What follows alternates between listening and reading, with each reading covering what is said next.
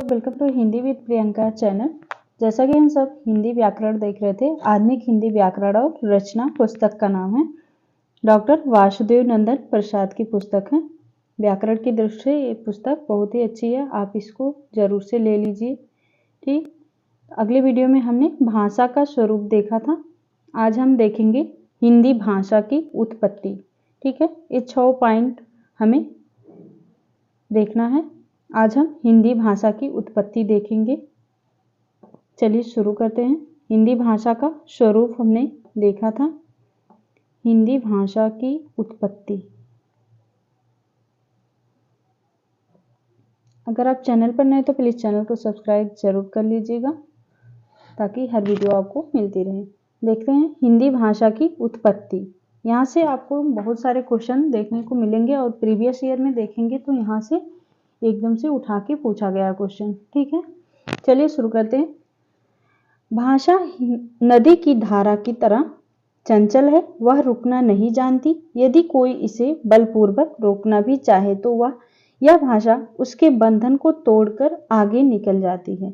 यह उसकी स्वाभाविक प्रकृति और प्रवृत्ति है। हर देश की भाषा के इतिहास में ऐसी बात देखी जाती है। भारत एक प्राचीन देश है। यहाँ के लोग भिन्न भिन्न कलाओं में भिन्न भिन्न भाषाएं बोलते और लिखते आए हैं। संस्कृत इस देश की सबसे पुरानी भाषा है। मोस्ट इंपॉर्टेंट, ये वाला क्वेश्चन पूछा जा सकता है। सबसे पुरानी भाषा है संस्कृत, जिसका व्यवहार हमारे पुराने ऋषि मुनियों, विद्वानों और कवियों ने समय समय पर किया है। इसका प्राचीनतम रूप संसार की सर्वप्रथम कृति ऋग्वेद में देखने को मिलता है। कहाँ पर देखने को मिलता है? ऋग्वेद में। संस्कृत को आर्य भाषा या देव भाषा कहा जाता है। देख रहे हैं, यहाँ से भी क्वेश्चन पूछा गया है।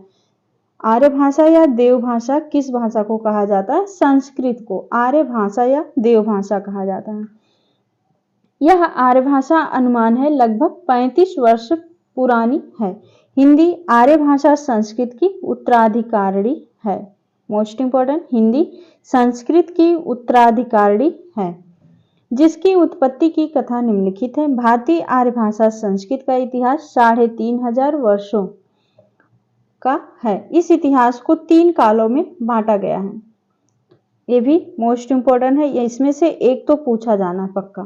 ठीक है, इसको आप जरूर से नोट कर लीजिएगा। प्राचीन भारतीय आर्य भाषा का समय है 1500 ईसा पूर्व से 500 ईसा पूर्व तक। मध्यकालीन भारतीय आर्य भाषा काल 500 ईसा पूर्व से 1000 ईस्वी तक और आधुनिक भारतीय आर्य भाषा काल 1000 ईस्वी से आज तक। मोस्ट इंपॉर्टेंट है ये वाला, यहाँ से पूछा गया और हर बार पूछा जाता है। कोई एक पूछ लेगा, मध्यकालीन आर्य भाषा का समय या प्राचीन भारतीय आर्य भाषा या आधुनिक आर्य भाषा। ठीक है, इन तीनों कालों का संक्षिप्त भाषिक परिचय इस प्रकार है। प्रथम काल में चारों वेद, प्राचीन भारतीय आर्य भाषा में चारों वेद, ब्राह्मण और उपनिषदों की रचना हुई है, जो वैदिक संस्कृत में लिखे गए हैं। इन ग्रंथों का भाषा रूप एक नहीं है। भारत का सबसे पुराना रूप भाषा का सबसे पुराना रूप ऋग्वेद संहिता में पाया जाता है। भाषा का सबसे पुराना रूप ऋग्वेद संहिता में पाया जाता है। लोगों का कहना है कि वैदिक संस्कृत का सबसे पुराना रूप तब का है जब आर्य पंजाब के आसपास निवास करते थे। फिर आर्य भाषा आगे बढ़े, इसी तरह वे पूरब की ओर बढ़ते गए और वैदिक भाषा का क्रमशः विकास होता गया। यह भाषा बोलचाल की नहीं, साहित्यिक थी, विद्वानों और मनीषियों की थी। दर्शन ग्रंथों के अतिरिक्त संस्कृत का उपयोग साहित्य में भी हुआ। इसे लौकिक संस्कृत कहते हैं। लौकिक संस्कृत जिसमें कि हमारा रामायण, महाभारत, नाटक, व्याकरण आदि लिखे गए। पूछा जाता है कि रामायण महाभारत किस भाषा में लिखे गए हैं, तो लौकिक संस्कृत में लिखे गए हैं। ठीक है, पाणिनि और कात्यायन ने संस्कृत भाषा के बिगड़ते रूप का नवीन संस्कार किया, उसे परिनिष्ठित किया और पंडितों के लिए मानक रूप प्रस्तुत किया। विदेशी विद्वानों हर्नली, ग्रियर्सन तथा वेबर ने इस संस्कृत को बोलचाल की भाषा नहीं माना, किंतु डॉक्टर भंडारकर और डॉक्टर गुड़े ने इस मत का खंडन किया। सच तो यह है कि साहित्य की भाषा बोलचाल की भाषा से थोड़ा भिन्न होती है। इस दृष्टि से लौकिक संस्कृत भाषा बोलचाल की भाषा से निश्चय दूर थी, किंतु शिष्ट भाषा बोली से बिल्कुल अलग नहीं होती है। दोनों का आदान प्रदान होता रहता है। प्रथम काल की प्राचीन भारतीय आर्य भाषा की कुछ भाषागत विशेषताएं इस प्रकार हैं। भाषा योगात्मक थी। प्राचीन भारतीय आर्य भाषा का बात हो रहा है। भाषा योगात्मक थी। शब्दों में धातुओं का अर्थ प्रायः सुरक्षित था। भाषा अपेक्षाकृत अधिक नियमबद्ध थी। भाषा संगीतात्मक थी। तीन लिंग और 3 वचन थे। पदों का स्थान निश्चित नहीं था। शब्द भंडार में तत्सम शब्दों की संख्या अधिक थी। दक्षिण के अनेक द्रविड़ शब्दों का उपयोग होने लगा था। 500 ईसा पूर्व से 1000 ईस्वी तक भारतीय आर्य भाषा एक नए युग में प्रवेश कर नई भाषा की सृष्टि एवं विकास करती रही। मूलतः इस काल में लोक भाषा का विकास हुआ। इस विकास के फलस्वरूप भाषा का जो रूप सामने आया उसे प्राकृत कहते हैं। ठीक है, उसे हम प्राकृत कहते हैं। वैदिक संस्कृत और लौकिक संस्कृत के काल में बोलचाल की भाषा दबी पड़ी थी। उसने अनुकूल समय पाकर सिर उठाया और उसी का प्राकृतिक विकास प्राकृत में हुआ है। उस काल में यह प्राकृत 3 अवस्थाओं से होकर विकसित हुई। प्रथम अवस्था में 500 ईसा पूर्व से ईस्वी सन के आरंभ तक पाली और शिलालेखी प्राकृत सामने आए। दूसरी अवस्था में ईस्वी सन के आरंभ में 500 ईस्वी तक अनेक प्रकार की प्राकृतों का और तीसरी अवस्था में 500 ईसा पूर्व से 1000 ईस्वी तक अपभ्रंशों का विकास हुआ। यहाँ पे मोस्ट इंपॉर्टेंट है ये वाला पॉइंट। पाली भारत की प्रथम देश भाषा है। पूछा जाता है पाली भारत की प्रथम देश भाषा है। इसे पुरानी प्राकृत भी कहते हैं। इसका एक और नाम है पुरानी प्राकृत। इसी भाषा में भगवान बुद्ध ने अपने उनके अनुयायियों ने जन साधारण को उपदेश दिए थे। मोस्ट इंपोर्टेंट ये वाला क्वेश्चन पूछा गया था। भगवान बुद्ध ने किस भाषा में उपदेश दिए थे? तो हो जाएगा पाली भाषा में। सिंहल या श्रीलंका के लोग पाली को मागधी कहते हैं, क्योंकि इस भाषा की सृष्टि मगध में हुई थी। इसमें तत्कालीन अनेक बोलियों के तत्व वर्तमान हैं। इसमें तद्भव शब्दों का प्रयोग अधिक हुआ है। पहली सदी 500 ईस्वी तक उत्तर भारत के भिन्न भिन्न भागों में जिस भाषा का व्यवहार अधिक हुआ उसे प्राकृत भाषा कहते हैं। आचार्य हेमचंद्र इसे संस्कृत से निकली भाषा मानते हैं। सामान्य मत यह है कि वह भाषा जो असंस्कृत थी, बोलचाल की थी, पंडितों में प्रचलित नहीं थी, सहज ही बोली और समझी जाती थी, स्वभावतः प्राकृत कहलाई। भाषा विज्ञान ने प्राकृत के 5 प्रमुख भेद स्वीकार किए हैं। प्राकृत के 5 प्रमुख भेद स्वीकार किए हैं। सौरसेनी, पैशाची, महाराष्ट्री, अर्धमागधी, मागधी। सौरसेनी, पैशाची, महाराष्ट्री, अर्धमागधी और मागधी। सौरसेनी प्राकृत मथुरा या सूरसेन जनपद के आसपास बोली जाती थी। यह मध्य देश की प्रमुख भाषा थी जिस पर संस्कृत का प्रभाव था। मध्य देश संस्कृत का मुख्य केंद्र था। मोस्ट इंपोर्टेंट, संस्कृत का मुख्य केंद्र मध्य देश। बाद में यही हिंदी का मूल केंद्र या गढ़ बन गया। पैशाची प्राकृत उत्तर पश्चिम में कश्मीर के आसपास की भाषा थी। महाराष्ट्री प्राकृत का मूल स्थान महाराष्ट्र है। मराठी का विकास इसी से हुआ है। अर्धमागधी प्राकृत का क्षेत्र मागधी और सौरसेनी के बीच का है। मोस्ट इंपोर्टेंट, अर्धमागधी प्राकृत का क्षेत्र मागधी और सौरसेनी के बीच का है। यह प्राचीन कौशल के आसपास प्रचलित थी। इस भाषा का उपयोग अधिकतर जैन साहित्य में हुआ। मागधी प्राकृत मगध के आसपास प्रचलित थी। 1000 ईस्वी से भारतीय आर्य भाषा नए युग में प्रवेश करती है। मध्यकालीन भारतीय आर्य भाषा का चरम विकास अपभ्रंश से हुआ, जब वरुरिच जैसे प्राकृत के वैयाकरणों ने प्राकृतों को व्याकरण के साँचे में ढाल दिया। लोक भाषा अपभ्रंश से परिनिष्ठित प्राकृतों के विरुद्ध विद्रोह किया। यह वस्तुतः पंडितों की भाषा पर जनता की भाषा की विजय थी, जो अपभ्रंशों में फलवती हुई। अपभ्रंश के अनेक नाम प्रचलित हैं। अपभ्रंश को किस नाम से जाना जाता है? मोस्ट इंपॉर्टेंट, यहाँ से कोई एक पूछ लेगा। ग्रामीण भाषा, देशी भाषा, देश भाषा, अपभ्रंश, अवहंस, अवहत, अवहट, अवहट, अवहट आदि। अपभ्रंश का अर्थ ही है बिगड़ा हुआ, गिरा हुआ, भ्रष्ट। ये नाम पंडितों द्वारा दिए गए, जिन्हें लोक भाषा सदा इसी रूप में दिखाई पड़ती रही। भारतीय भाषा के इतिहास में 500 ईस्वी से 1000 ईस्वी तक के काल को अपभ्रंश काल कहा गया। मोस्ट इंपॉर्टेंट, 500 ईस्वी से 1000 ईस्वी तक के काल को अपभ्रंश काल कहा गया है। आधुनिक आर्य भाषाओं हिंदी, बांग्ला, गुजराती, मराठी, पंजाबी, उर्दू, उड़िया आदि की उत्पत्ति इन्हीं अपभ्रंशों से हुई है। एक प्रकार से ये अपभ्रंश भाषाएं प्राकृत भाषाओं और आधुनिक भारतीय भाषाओं के बीच की कड़ियां हैं। प्राकृत भाषाओं की तरह अपभ्रंश के परिनिष्ठित रूप का विकास भी मध्य प्रदेश में हुआ था। इस पर अन्य रूपों का प्रभाव भी पड़ा। हिंदी का जन्म इसी मध्य देश में संस्कृत, प्राकृत और अपभ्रंश के योग से हुआ था। हिंदी का जन्म मध्य देश में संस्कृत, प्राकृत और अपभ्रंश के योग से हुआ। उत्तर भारत में अपभ्रंश के 7 भेद या रूप प्रचलित थे, जिनसे आधुनिक भारतीय भाषाओं का जन्म हुआ। ये 7 प्रकार के अपभ्रंश इस प्रकार हैं, जिनके सामने उससे जन्मी आधुनिक भाषाओं के नामों का उल्लेख किया गया है। यहाँ से क्वेश्चन पूछा जाता है, इसको आप जरूर से नोट करके रख लीजिए परीक्षा के टाइम। इसको आप रिवाइज करके जरूर से जाएगा, क्योंकि ये वाला पूछा जाता है। यहाँ से 1 क्वेश्चन 2 क्वेश्चन पक्का पूछा जाएगा, ठीक है। अपभ्रंश भाषा आधुनिक भारतीय भाषाएं, जैसे सौर श्रेणी अपभ्रंश। सौर श्रेणी के अंतर्गत कौन कौन सी भाषाएं आती है? पश्चिमी हिंदी, राजस्थानी, ब्रजभाषा, खड़ी बोली। इसमें से एक पूछ लेगा, ठीक है। सौर श्रेणी के अंतर्गत पश्चिमी, राजस्थानी, ब्रजभाषा, खड़ी बोली। पैसाची अपभ्रंश के अंतर्गत लहदा, पंजाबी। मोस्ट इंपॉर्टेंट, ब्राचड़, ये भी पूछा गया। ब्राचड़ अपभ्रंश के अंतर्गत सिंधी। खस अपभ्रंश पहाड़ी, कुमायूनी, गढ़वाली, ये तीनों खस अपभ्रंश के अंतर्गत। महाराष्ट्री, मराठी।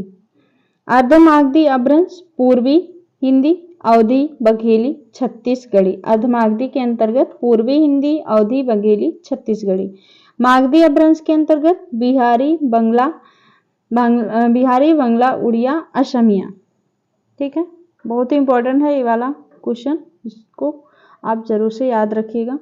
अपभ्रंश में लगभग वे ही ध्वनियां थी जिनका प्रयोग प्राकृत में होता था। स्वरों का अनुनासिक रूप संस्कृत, पाली और प्राकृत जैसा ही था। कुछ बातों में समानताएं रहते हुए भी अपभ्रंश संस्कृत और प्राकृत से बहुत दूर चली गई और प्राचीन की अपेक्षा अधिक आधुनिक भारतीय भाषाओं के काफी नजदीक चली गई। भाषा अधिक सरल हो गई। संस्कृत, पाली, प्राकृत संयोगात्मक भाषाएं थी। मोस्ट इंपॉर्टेंट, संस्कृत, पाली, प्राकृत। संस्कृत, पाली तथा प्राकृत योगात्मक भाषाएं थी, किंतु अपभ्रंश भाषा वियोगात्मक हो गई। मोस्ट इंपॉर्टेंट है, यहां से पक्का पूछा जाना है कि अपभ्रंश किस तरह की भाषा थी? वियोगात्मक भाषा। और संस्कृत, पाली, प्राकृत जो थी संयोगात्मक भाषा थी। संज्ञा सर्वनाम से संयोगात्मक भाषाओं में विभक्तियां साथ लगती थी, किंतु अपभ्रंश में अलग से लगने लगी। हिंदी में अपभ्रंश की ये सारी प्रवृत्तियां चलती आईं। नपुंसक लिंग प्रायः समाप्त हो गया, तद्भवों की संख्या बढ़ गई। आगे है 1100 के आसपास अपभ्रंश का काल समाप्त हो गया और इसके बाद आधुनिक भाषाओं का युग आरंभ हुआ। 14वीं शताब्दी से आधुनिक भाषाओं का स्पष्ट रूप सामने आया। कुछ समय तक अपभ्रंश की प्रवृत्तियां आधुनिक भाषाओं में मिली जुली रही, फिर धीरे धीरे कम होती गई। भाषा परिवर्तन के इस संक्रांति काल में संदेश राशक, प्राकृत वैंगलम, उक्ति व्यक्ति प्रकरण, वर्ण रत्नाकर, कीर्तिलता, ज्योतिश्वर, ज्ञानेश्वरी जैसे कुछ ग्रंथों की रचना हुई, जिनके अध्ययन से अपभ्रंश से प्रभावित पुरानी हिंदी के कुछ रूप देखे जा सकते हैं। इस काल की भाषा को कुछ लोगों ने अवहट्ट नाम से पुकारा है। इस काल के कवि ज्योतिश्वर ठाकुर। जो कि वर्ण रत्नाकर किसका है? ज्योतिश्वर ठाकुर। विद्यापति का कीर्तिलता। वंशीधर ने तत्कालीन भाषा को अवहट्ट की संज्ञा दी। अवहट्ट भाषा का ही विकृत रूप है। अवहट्ट अपभ्रंश का ही विकृत रूप है। सच पूछा जाए तो संक्रांति काल में जिस नई भाषा की सृष्टि हो रही थी उसे पुरानी हिंदी, पुरानी बांग्ला, पुरानी गुजराती आदि कहना ही उचित होगा। उक्त बातों से स्पष्ट है कि अपभ्रंश के विभिन्न रूपों में हिंदी और अन्य भारतीय भाषाओं की उत्पत्ति हुई। ये सभी भाषाएं सरलता की ओर हैं। संस्कृत, पाली, प्राकृत आदि की तुलना में अपभ्रंश के शब्द रूप कम हो गए। आधुनिक भाषाओं में अपभ्रंश की तुलना में शब्द रूप और भी कम हो गए। इस प्रकार भाषा सरल होती गई। संस्कृत में 8 कारकों में 3 वचनों में 24 रूप बनते थे। संस्कृत में कितने कारक हैं? 8। प्राकृत में 12 रूप हो गए। अपभ्रंश में 6 और आधुनिक भाषाओं में 2 रूप मूल और विकृत हो गए। क्रिया के रूपों में काफी कमी हो गई। संस्कृत के वचन 3 थे, अब केवल 2 ही वचन रह गए हैं। संस्कृत में 3 लिंग थे, आधुनिक भाषाओं में 2 ही लिंग रह गए हैं। 1000 ईस्वी के लगभग हिंदी अन्य आधुनिक भारतीय भाषाओं की तरह अपने अस्तित्व में आ चुकी थी। भाषा के रूप में हिंदी की प्रकृति रचनात्मक है। इस विषय में यह जर्मन से मिलती जुलती है। हिंदी जर्मन की तरह अपने ही प्रत्ययों से नवीन शब्दों की निर्माण कर लेती है। यह विशेषता अंग्रेजी की नहीं है। डॉक्टर उदय नारायण तिवारी हिंदी को उधार लेने वाली भाषा न कहकर रचनात्मक भाषा कहना ठीक समझते हैं। कौन? उदय नारायण तिवारी। इस दृष्टि से आर्य भाषाओं में हिंदी का अपना अलग व्यक्तित्व है। हिंदी की दूसरी विशेषता यह है कि आरंभ से ही इसमें तद्भवों की अधिकता रही है। ये तद्भव हिंदी के प्राण हैं। वस्तुतः हिंदी जनता की भाषा, जनजीवन की गोद में इनका जन्म हुआ, अतः इसे जनता के गले का हार बना रहना है। इसकी स्वाभाविक शोभा पर तत्समों के बोझिल अलंकार लादना इसकी प्राकृतिक सुषमा को नष्ट भ्रष्ट करना होगा। यह बात हिंदी के प्रेमियों को ध्यान में रखना चाहिए। हिंदी में वैदिक युग से लेकर आज तक हजारों लाखों चलते शब्दों प्रयुक्त होते हैं, जिनमें समय समय सर्वसाधारण से ने अपनी धरोहर समझा। हिंदी की मूल उत्पत्ति सौर श्रेणी अपभ्रंश पश्चिमी हिंदी से मानी गई। मोस्ट इंपोर्टेंट, हिंदी की मूल उत्पत्ति सौर श्रेणी अपभ्रंश जो कि पश्चिमी हिंदी से मानी गई है। हिंदी के अंतर्गत उसके ये रूप प्रचलित है। पश्चिमी हिंदी के अभी हमने पढ़ा था। पश्चिमी हिंदी के अंतर्गत ब्रजभाषा, कन्नौजी, बुंदेली, खड़ी बोली, बांगरू और राजस्थानी है जो कि अपभ्रंश के अंतर्गत आती है। पूर्वी हिंदी अवधी, बघेली, छत्तीसगढ़ी, बिहारी। पहाड़ी प्रदेश की बोलियां हैं कुमाऊनी, गढ़वाली। यहाँ से पक्का पूछा जाएगा, इसको आप जरूर से ध्यान रखिएगा। हिंदी में अनेक उपबोलियों के रहते हुए भी खड़ी बोली ही उनकी मूल भाषा बन गई, जो पिछले 200 वर्षों से विकसित होती रही है। इसकी समृद्धि में इसकी सभी बोलियां योगदान करती रही हैं और इस प्रकार यह देश के कोने कोने में फैलती गई। जॉन विम्स ने आधुनिक आर्य भाषाओं में हिंदी को सर्वाधिक महत्व दिया था। किसने? जॉन विम्स ने। उन्होंने अंतर्वर्ग मध्य प्रदेश को हिंदी का मुख्य क्षेत्र बताते हुए लिखा है कि ये तो हिंदी की अनेक बोलियां हैं, किंतु उसका एक सर्वमान्य व्यापक रूप भी है जिसका विकास दिल्ली के आसपास के क्षेत्र में हुआ था और जो सर्वत्र शिक्षितों के द्वारा एक रूप से खड़ी बोली और समझी जाती थी। विम्स महोदय ने हिंदी के महत्व को प्रतिपादित करते हुए यह भी लिखा है कि हिंदी, यहाँ से मोस्ट इंपोर्टेंट है, हिंदी संस्कृत की वास्तविक उत्तराधिकारी है और आधुनिक युग में इसका अन्य भाषाओं में वही स्थान है जो प्राचीन काल में संस्कृत का था। किसका कथन है? विम्स महोदय का।